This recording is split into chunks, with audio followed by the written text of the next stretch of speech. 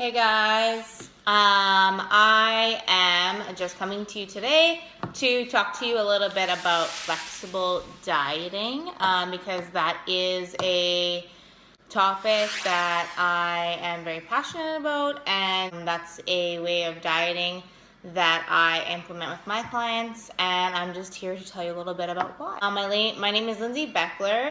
I own Lindsay Beckler Fitness and Consulting. I'm originally from Saskatoon. I now live in Kelowna. I'm a personal trainer, certified personal trainer of 5 years.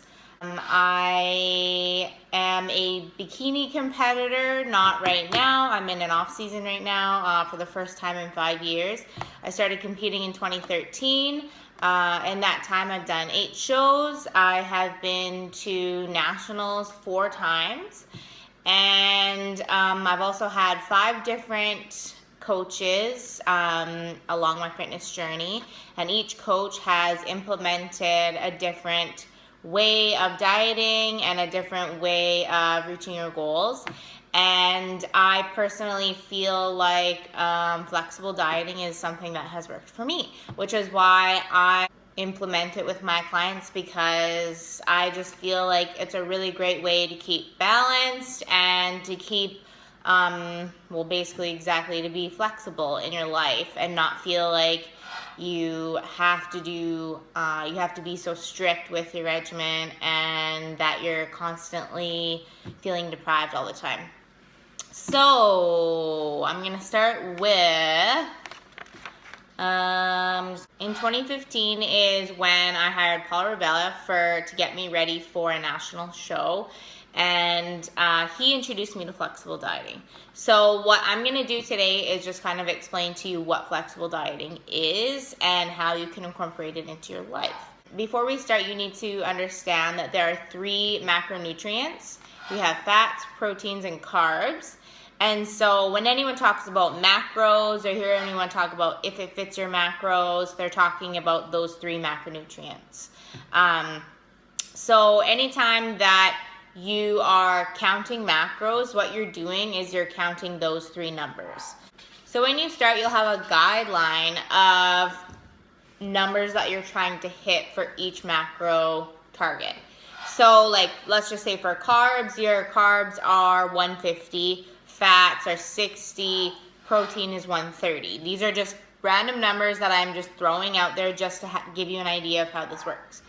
So what you will do is, usually people will use some sort of tracking app. So one of the most common ones for if it fits your macros or for flexible dieting is MyFitnessPal. That is one that I use. I'm just comfortable with it. I enjoy it, and so I stick with that one because I'm used to it.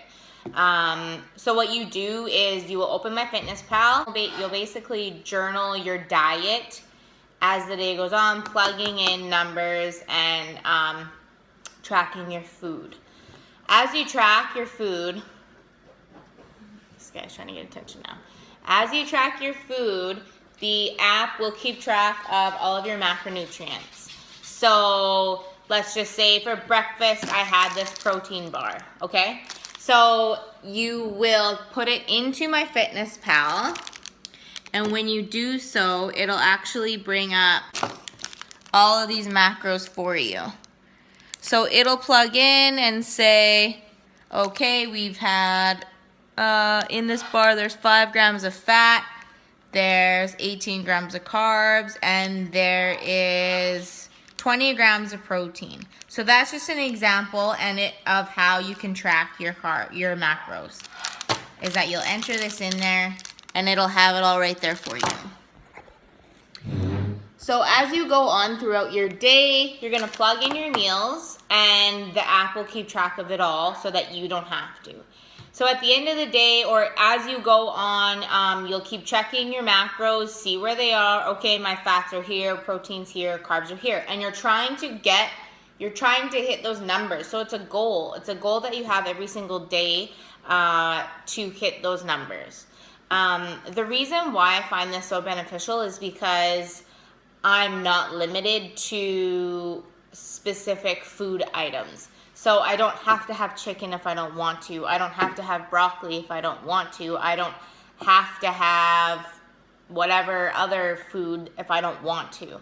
I supply my clients with a food list, so just kind of an idea of where certain foods fit into the macronutrient categories. So I will have lean protein ideas, I'll have fatty protein ideas, I'll have carbs, fibrous carbs, and fats. So another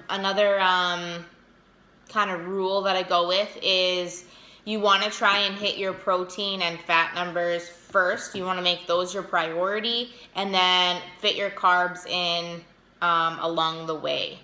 The reason being is because, generally speaking, when you are consuming protein, you're also consuming fat, because most protein sources will come with just a little bit of fat or quite a bit of fat.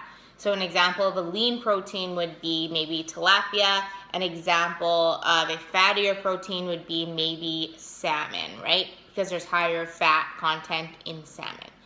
So as you go on, you're gonna be targeting these macronutrient numbers. During my day, I'm like, oh my gosh, I really, really want a donut, right? So, and this isn't me saying like donuts are great or donuts are bad. I'm just saying the reason why something like a donut or a cookie or a piece of cake is considered bad is because there is minimal to no protein in those items, in those food items.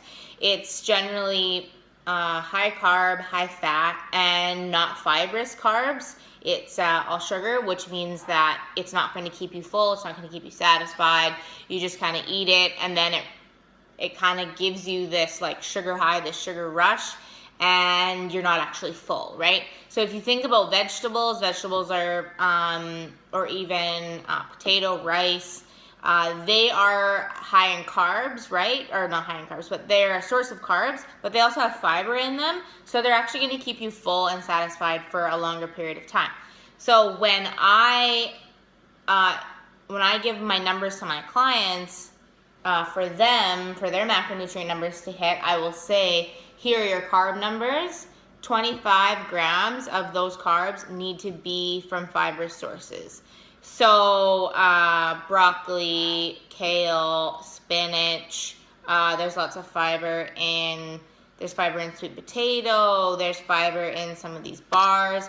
But the source of fiber that's going to keep you full the longest is, of course, vegetables and fruit, right? So,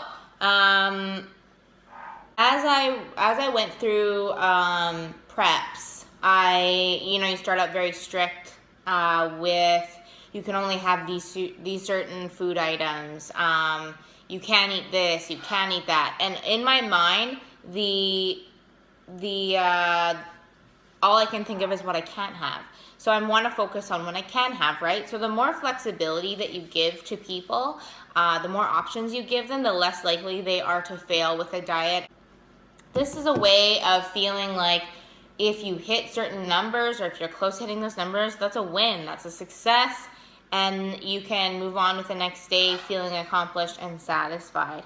I also feel like with how busy people are nowadays, especially my clientele is I'd say 80% is moms, ladies who are working or stay-at-home moms, and they're just super busy and they're focusing on basically everything except for themselves. So they're trying to take some time for themselves and reach their fitness goals. And what better way to do that than to have a list of things that you can kind of grab at. So let's just say one of my clients comes home from work and oh my gosh, she doesn't have any chicken or else any staple foods, any staple diet foods available to her. She's just focused on getting dinner out for her family. So a lot of the times with diets, you have to eat something different than everybody else, which is not what flexible dieting is about. It's about taking what is available to you and portioning it out according to your goals. So she comes home and oh my gosh, all that she has is, maybe it's a lasagna or something like that. And how many people can say lasagna is on their diet, right? So of course she's going to have to be mindful of how much lasagna she has, because lasagna is high in fat, high in carbs, not so high in protein. She might have to have a smaller slice than everybody else, and then maybe have a protein bar later or something like that to make up for her protein, the protein that she's missing from her diet for the day. But it's just an example of how flexible it can be in your life, and so that you don't constantly feel like you're missing out on, barbecues or family events, or just missing out on special occasions that everybody else is, indulging in. Something that I've tried keto, I've tried low carb, I've tried, you name it, basically I've tried it. And what I always come back to is flexible dieting, because the more that I obsess over something that I can't have, the more that I want it. Say ice cream, I haven't had ice cream for 3 months, right? Because it's not on my list. Well, at least this way, if I'm like, screw it, I'm going to devote some of my carbs and my fats to 1 serving of ice cream. Just so you guys are aware, an example of a serving of ice cream, it'll say right on the container, it'll say 125 milliliters of ice cream. So is 1 serving. So generally what I'll do is, you get so good at it after a while that you can eyeball it, but you'll put a bowl on a scale. I know it sounds ridiculous, but so an example of how I can have my ice cream and be accountable is taking a bowl, putting it on the scale, hit clear, and then measuring out 125 milliliters of ice cream. Generally speaking, 1 serving of ice cream is usually about 100 calories to maybe 150 calories, depending on the brand. Obviously, you go for the richer brands, it's going to be some wild number. But there's usually maybe about 24 grams of carbs and 5 to 8 grams of fat per serving, okay? So that's a way for me to say, okay, 25 grams of carbs is going to be consumed by this ice cream, right? So, and then 8 grams of fat is going to be consumed with this ice cream too. So I need to leave, if I plug it in at the beginning of the day, I can leave room for it, and it's already in there. So then I fill up the rest of my day with, vegetables and lean meats and eggs. Or if you're maybe vegetarian, it's such a great option for you too, because you have numbers to hit. You don't have specific foods that you have to eat. You know what foods that you're comfortable with eating and that you eat on a regular basis. So you're in charge of that portion. Same with, pescatarian or vegan options. You guys have the ability to know exactly what foods you enjoy eating, and this is just a way for you to keep track and still have a goal and still keep accountable. Something that's really important is planning ahead. So for me, what I will do is at the end of the day, I will plug in MyFitnessPal what I plan to have for the next day. And then I'll pack meals according to the plan that I've made myself for the following day. That way there's no surprises. That way I'm not going through the day just mindlessly eating and then checking and be like, holy shit, I'm way over in fat or I'm way over in carbs. That way I can kind of plan for the day, and then as I go, I'm eating foods that I've already planned to eat. Keeping accountable and making sure that you're still staying on track. And again, there's no surprises. I also feel like it's very, very beneficial for my mental health. I just feel like I've spent a lot of my life thinking that sugar makes me fat, fat makes me fat, this all makes me fat. So I've just spent a lot of my life doing that, and I feel like once you adapt to this kind of lifestyle, the possibilities, of course, like taking into account allergies especially, it's just such a flexible way of living your life. Like, I can go anywhere and read a package, you know what I mean? Like, I can go somewhere and it's not pre-measured out or whatever. Like, I can go somewhere and someone says, do you want a bar or whatever? Like, I can look and be like, there's 5 grams of fat in here, 18 grams of protein, 20 grams of protein. Yeah, I probably have room in my macros to fit this in. That's why people say fit your macros. Does this fit into my allotted macro numbers for the day? So I just feel like it's such a great way for my mental health that I'm not going somewhere and bringing my own food all the time, or I can go somewhere and snack on whatever's available to you. How many times have you gone to a party and there's a platter there of chips or dip and maybe a little bit of veggies and maybe whatever else, and you're like, wow, none of this is on my diet, I can't have any of this. And then unfortunately you spend the rest of the night thinking about all the things you can't have. This way, if you plan ahead, you know you're going to a social event, and you leave rooms, fats, carbs, proteins. Mostly fats and carbs is what you're going to leave room for, because 9 times out of 10 you're not going to go to a party and they just have chicken breast laying out for you.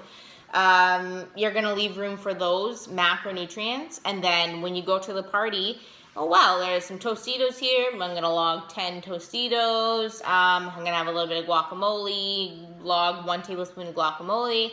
What else is on this fun little tray here? Oh, there's actually some shrimp, so I'm going to have 3 shrimp, log them in there. It's just a way to be flexible, still live your life, and still feel like you're not missing out on social events. This is also I'm just speaking from experience. This is something that's worked for me, and it doesn't necessarily work for everybody. And I'm just saying that for me, based on my experiences with most of the diets that I've tried, I feel like this is the one that has definitely helped my mental health the most. And it's made me feel like I can still go to dinners and still even eat out at restaurants. A lot of restaurants now are posting nutritional information and getting linked up with MyFitnessPal, so you can actually look on MyFitnessPal. Maybe you go to Earl's and have a steak. It's right there. It's right on there. Maybe it's not 100%, right? Like, I mean, it's not going to be measured to the perfect degree, but it's at least something that you can be accountable with and keep track. Another thing is alcohol. A lot of the times people aren't aware that alcohol does have calories in it. I'll probably do a whole nother video on alcohol and tracking, but that's another way to actually keep accountable, and you can still have a beer, you can still have a glass of wine, right? So then you're not like, wow, I've had a glass of wine, I've just totally blown it all and I was such a failure, and now starts the like, let's beat the shit out of ourselves because we had a glass of wine, right? So that's another reason why flexible dieting is why I choose a flexible diet, and why I am such an avid believer of it, and I try my best to teach other people about it, because I feel like it's just such a great way of living. So this is already kind of a long vlog, but I just kind of wanted to talk about flexible dieting and why I implement it with my clients. And I've had a lot of success. So if you want to check out maybe my Instagram, l.becklerfitness is my handle. www.lindsaybecklerfitness.com is my website, so you can see some testimonials on there.